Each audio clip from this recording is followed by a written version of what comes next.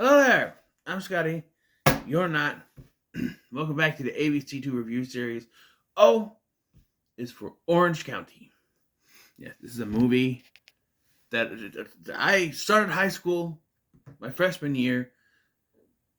Same year this movie came out. I also ended junior high, middle school. Okay, this looks like it's tipped. No, don't go down anymore. Just turn up. All right. I had always thought this was a roommate movie, like a buddy movie, and that Colin Hanks and Jack Black were roommates. And Colin Hanks was the tidy one, and Jack Black was the lazy one. That is not the case whatsoever. No, this is a college movie. And I saw it on the list when I was doing the college files, and I went, no, somebody put it, because there's other movies who put stuff on there that I'm like, no, that's one of those, no. I actually should have checked it out and should have looked it up, because this would have fit in with that. It would have. It really would have.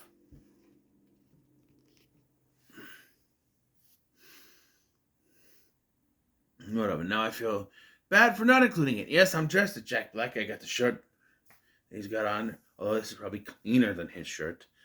But yes, but no, what the movie really is about is that Colin Hanks plays Sean Brumner, who, after losing his best friend, changes his way of life and wants to go to Stanford to meet his idol, Marcus Skinner.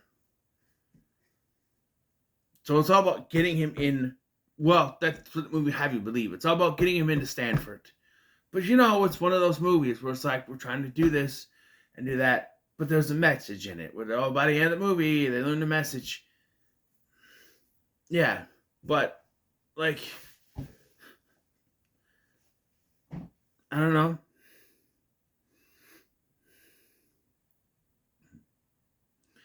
The cast in this movie is ridiculous. Besides Colin Hanks and Jack Black, you have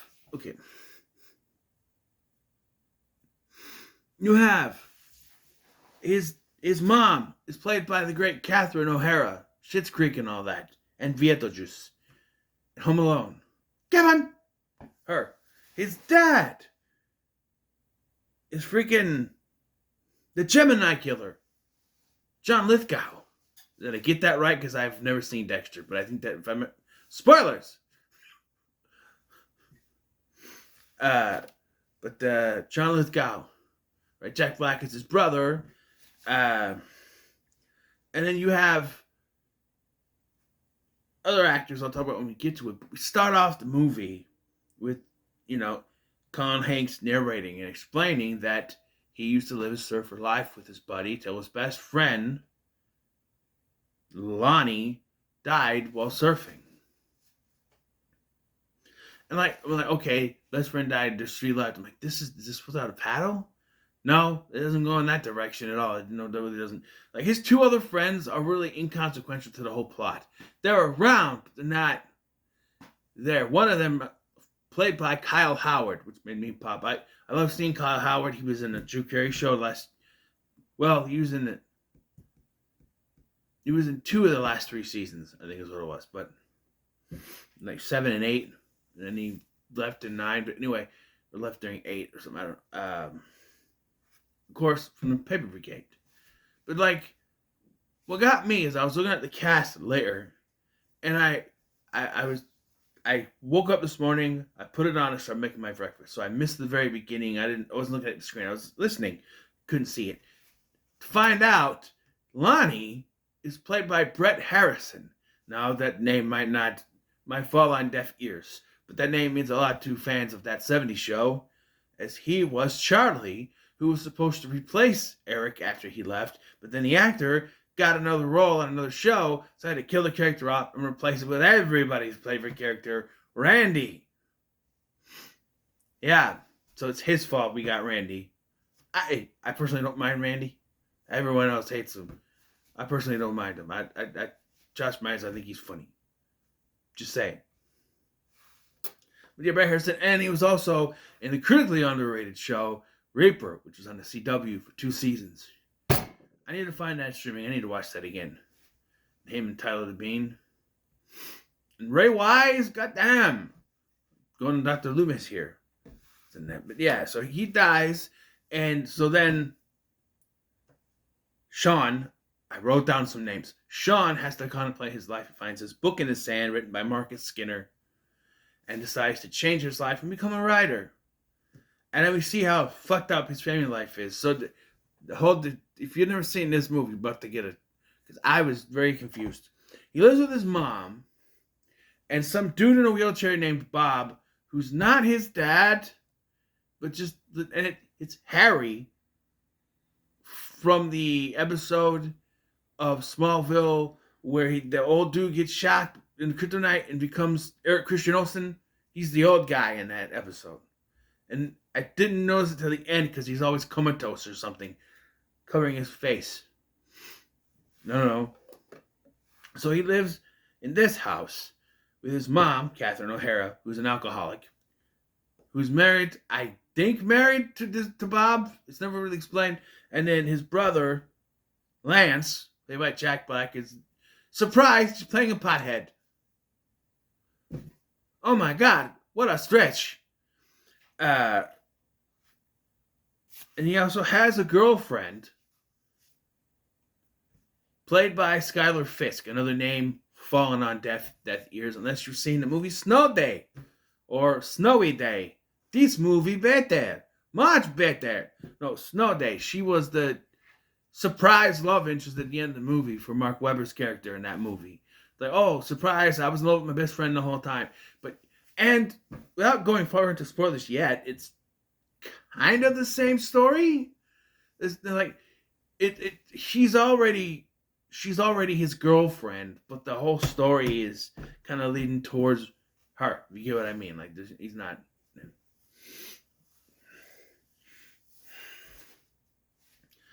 And then we see later he also has his dad's side. His dad is married to Leslie Mann, and I want to say they have. But at the end, they only agree to share custody of Jake. So I'm assuming the other two are already her kids, right? I swear there was 2 girls there or something. I don't know. Maybe I don't know. But like he lives there, and they're divorced. But so he decides he's applied only to Stanford because that's the one school he wants to get in. He only applied to Stanford, and due to a mix-up, he doesn't get in because his name was switched around with another student who probably had my grades back then. Shane Brainerd, which is very close to Sean Brumner. So that got swapped around. And the lady in charge is like, oh, too bad. I'm like, no. Hello, I work for this school and I sent you the wrong... I messed up and I sent the wrong application. I need to correct it. I'm going to send you the right application. And then Sean stands there and watches her do the right one. That's how you do it. But now it's like, nope, too bad.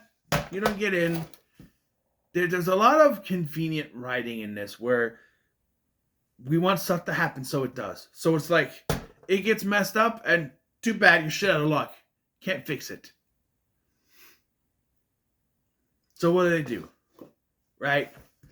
What are you going to do? He's stuck there. He's, And the other guy got into Harvard. The thing is, the other guy got into Stanford. And I'm like, okay. But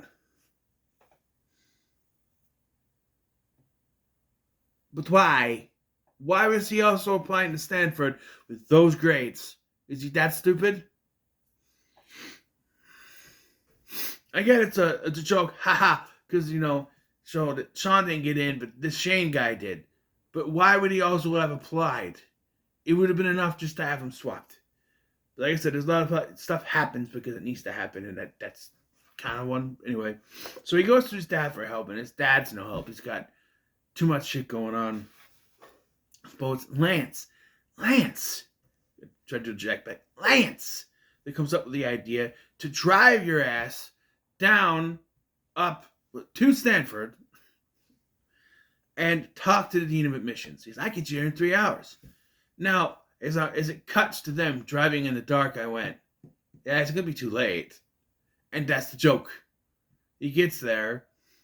They get to the admission office, and the lady at the desk is like, yeah, it's too late. And I'm thinking, why for are you still here, lady? You just sit there all night looking at applications or what? They're like, oh, there was a mix-up. We need to talk to the dean. Well, the dean is not here. He's at home.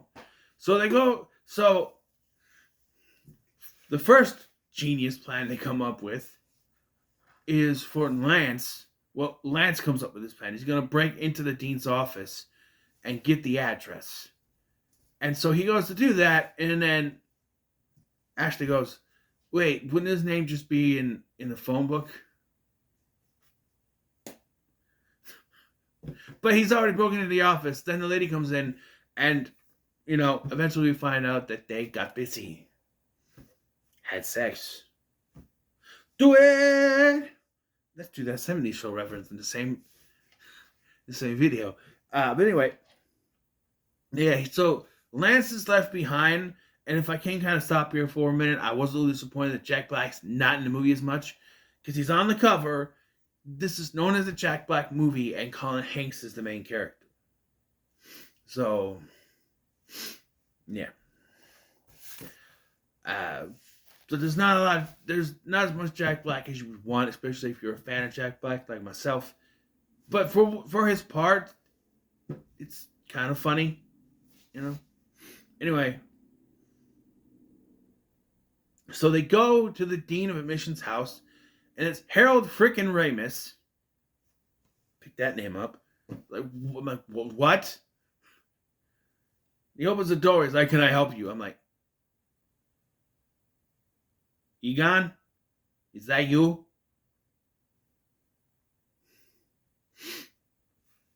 So he left the Ghostbusters and went back to the college, right? Stanford. Was that the college? That couldn't have been. That wasn't Stanford. It was like it was a New York University, right? Stanford's in Connecticut. Or Boston. No, that's Yale. Whatever. I didn't go to college. I don't know. So while they're there, for some reason, Sean, I think he goes to the bathroom. Is what it was. And while all this is happening, he goes to the car to get his application because he left it in the car. And again, he wouldn't forget that. It has to happen so he's not there when something else happens. Because it's connected. Earlier in the film, Lance was going through his pill bottles and what everything is. They look like the regular aspirin, but they're not. It's different kind of drugs. And so Ashley just going through the bag. She brought the bag of aspirin in for some reason, but not the application. And so the dean thinks that it's actual aspirin. He's like, can I have it? Yeah, take one, take two, take three. I'm like, don't take three. They never say it in the movie, but it's ecstasy. I don't think they were allowed to mention it because it's PG-13. Because he's like, you just gave the dean, and he comes out like, oh, I'm so happy, and he's all messed up. So saying that he's drugged, he talks him into going to his office so that they can set it up. Well, meanwhile, as I mentioned, Lance is bang booming the secretary and sets the is it the accepted list or the one people that are accepted on fire and then throws it in the trash can. And again, I don't think you would get this far because they're both laying it. No, you gotta put it out. Smash cut to the fire department showing up. The whole place is on fire. Like, how did it get that far? There were two, I know they were high, but there were two very capable adults right there. They just stood there and watched it burn? Pick up the trash can and put it under a faucet. It'd be hot, I guess, but no, the whole place burned down. And the fireman there is Ben Stiller. Pick that name up. Another cameo. I'm like, what is this cast? Seriously. So that's down the toilet. And the dean is taken away, and they suspect Lance of arson, though he never gets in trouble. He takes off, and they just sort of, he gets an argument because he really wants to go to Stanford, and now it's blown, and he leaves. And he goes to cool his head. He sits on a bench, and he meets Monica Keena. Pick that name up. It's probably not. That's another one that's probably falling on deaf ears. She was in Freddy vs. Jason. She was in the Nightmare on Elm Street remake, and this is before she fucked up her face with plastic surgery. And I will not budge on that. She was a gorgeous woman, and now she's all.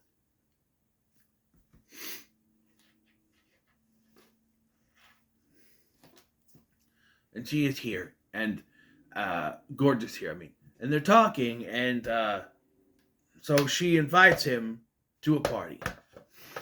And so earlier in the movie, we got the song Butterfly. Come my lady, come my lady, you're a butterfly, sugar, baby. It's at the beginning of this when they're at school. And now it plays here. And the girls, which there's another actress here that I recognized. I don't remember who it was though. They're like, this is our song. Oh, Lizzie Kaplan, that's it. This is our song. So they start a choreographed dance number to this song, but it's cut off. He just leaves and we don't see the rest. I'm like, what was the point of them choreographing that if they're gonna? Because he walks out and he notices, because this has to happen, that Ashley is at this party with Bodie from Joey. And I don't know the actor's name, but I know him as Bodie from Joey. During season 1, that's which is all I've seen. Though they haven't posted the episodes to YouTube, so season 2 ones. Joey was on this show, and one of the characters' names was Bodie. I don't even think that was the character's name on the show within the show was Bodie. But that's what I know him as. And I'm like, he looks 40, and she's, well, technically in her 20s. She's supposed to be a high school girl. And like, she's like, well, I'm still in high school. And he doesn't go, oh, I need to go. And he's like, oh, cool. I'm like, what? And then, like, so I'm sitting here wondering, or I'm sitting there watching it, wondering, why doesn't he go out and say something? And he decides to go over top on the balcony and watch on the roof, the roof. And then he ends up falling down. And she's like, were you spying? He's like, no, I was on the balcony. And I was spying. Sugarcoat it. They're at odds now because he still wants to go to Stanford and she wants to stay with her. Which is very reminiscent of Snow Day, where Mark Webber's character was pursuing the girl of his dreams, and she's right there and wants him to stay there with him. It's similar, but not too much. Meanwhile, at the Brumner household, the dad has shown up for no reason and ends up reconciling with his wife and having sex with her. And it's like, okay. And then in bed, he's like, I want to come back to you. I don't want to be married anymore. I'm like, I don't want to be with her anymore. And I'm like, but you're married. You have a kid. What is this? And again, things happen to happen. It's coincidence writing. Because all of a sudden, his wife pulls up, yells, and then he comes out. She's like, why are you in a bathrobe? Did you have sex with your ex-wife? Ew. He's like, I want a divorce. Okay. What about, I forgot his name. What about Jake? I figured we could have a joint custody. All right, but can you take him right now? Okay. And then she just drives off. If only divorce was that easy, right, folks?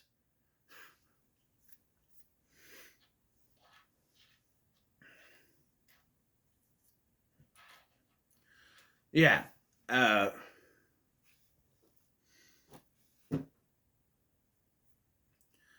So then after this, he's left the party, and he finds Lance, who's still hiding from the police, and hits him with a can in the head. Lance hits him with the can in the head, beer can, I think. They say they gotta get out of there. So he tries to be like Jack Black in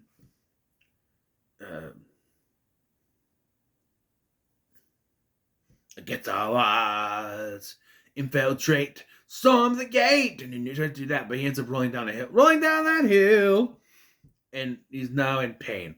So now he has to go get the car, and we just snap cut. And then both in the car, and they're yelling, "Hey, we gotta go!" To her, she's like, "No, I don't want to." And he's like, "Yeah." So it meant that he loves her. He's like, "I'm sorry." He's like, "I'm sorry." Tell her you love her. What? Tell her, I love you. So, yeah. So then they drive home. They are able to escape from the cops. So, and if you're wondering why they don't just go to his house, the cops don't go to the house to wait for him. He said his name was Joe John. Joe Johnston. Director of Jurassic Park 3. Which would have come out by now. And the Rocketeer. Joe John. Again, more convenient writing. They get to the house. His two friends are already there. And they're gay? Question mark? Again, they can't even say the word balls because it's PG-13. The fact they say shit a couple times in this movie. I woke up and he was cupping my... Hey, I'm like, what? So they're gay? I don't know. He's in for a witness. He walks in, and the dad is on the phone talking to Stanford admission. Talking to Stanford. He's going to build him a new admissions building. The other one burned down. And Sean gets in to Stanford. And everyone is happy, including Bob. What's going to happen to Bob now? Because the parents are getting back together now, so... Was Bob her husband? Who was Bob? I don't know who Bob was. He's there. I guess. I just realized it wasn't. And so he goes up to his room to think for a few minutes. Comes back down. And says, you know what? I'm going to stay here in Orange County. I'm not going to Stanford. And I'm like, this whole damn movie was about you going to Stanford. But no, it's actually about him learning that he'd rather stay there with his friends. And if I was his dad, I go, wait a minute, I just spent millions of dollars to pay for a new admissions building for them. You're not going to go? And he decides to go surfing with his friends again after burying the book in the sand for someone else to find. And I'm watching this going, but what did the book do? Oh, I skipped the crucial part. After he leaves the party, he runs into Marcus Skinner. Another name drop, Kevin Kline. Pick that name up. I'm like, what is this cast? And basically they have a talk. Tells him to pursue things, what he wants, And again, no one can do anything because it's like the dad tried to help. That's the only one who really helped. But like Kevin Kline can't do anything. The admissions guy, the dean of admissions, kind of steps around the situation. Has to be on drugs to be talked into it, and then shit burns down. I don't know. But I did like the movie. I'll give it a pretty good. I had fun with it. I can have fun with it. It's one of those things where you gotta kind of ignore the convenient writing. It's like we want this stuff to happen, so it does. It's like, oh, the parents are divorced and married to other people, and we're just gonna get back together. Krista's fine with it, but what about Bob? And not that movie with Bill Murray that I didn't care for. I don't know. And Lance gets no jail time for arson. At all.